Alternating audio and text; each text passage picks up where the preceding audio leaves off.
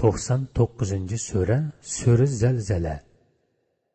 Madinada nozil bo'lgan 8 oyat.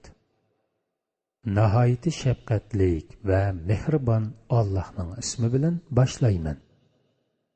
Zemin qattiq tavirtilganda, zemin qo'ynidagi yuklarni chiqarganda, ya'ni ma'dallar, o'tlar, o'liklarni chiqarganda, inson onunğa nima bo'ldi deganda, ya'ni kofir zaminga nima bo'ldi deganda, bu kunda zemin o'zining xabarlarini ma'lum qiladi.